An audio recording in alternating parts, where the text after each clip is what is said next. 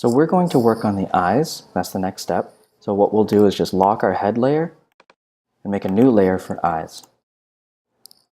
Hitting Command Y to see through, and I'm going to click on the little circle here to make sure it's targeted.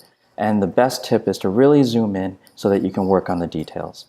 We're going to use the pen tool and create Bezier curves in order to draw out the shape of the eye, particularly the white part.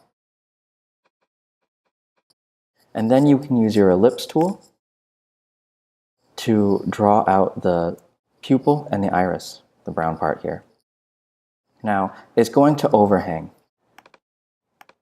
and that's necessary and is important and is good. What we need to do is switch over to our Shape Builder tool and hold Alt modifier key, the Alt button, to subtract pieces out. Next, it might be important to go ahead and add a gradient.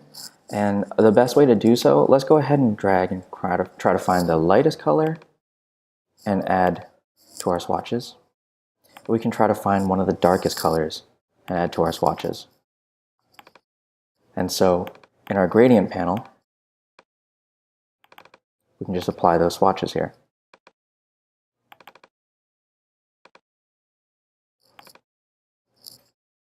It just makes it a little softer and nicer.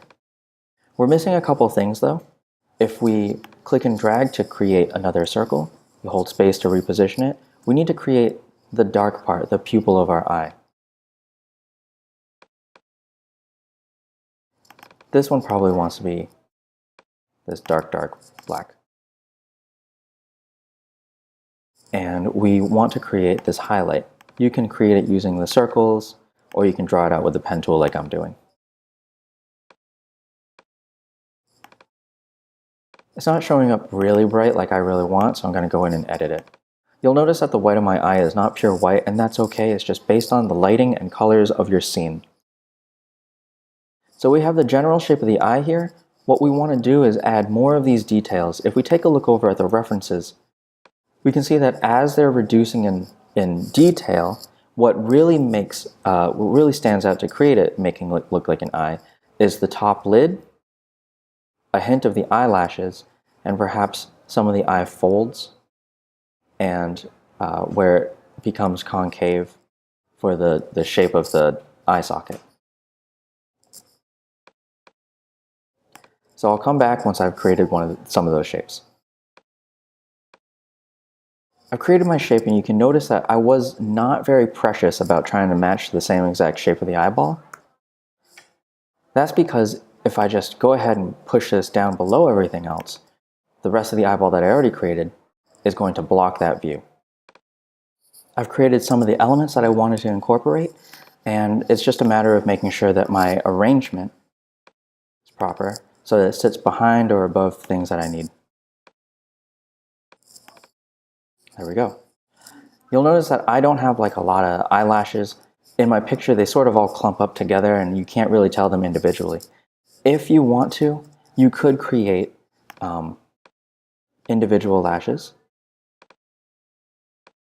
to create more depth. It's actually suggested you do this, especially if you want a feminine look.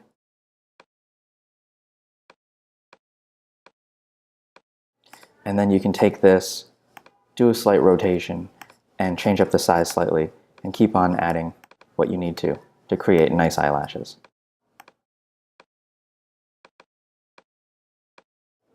Realize that as they get closer to the front and towards this edge, you probably won't see them as prominently. Keep on adding shadows and more elements and lines around your eye, finding the dark areas. Hopefully you can finish up both of them.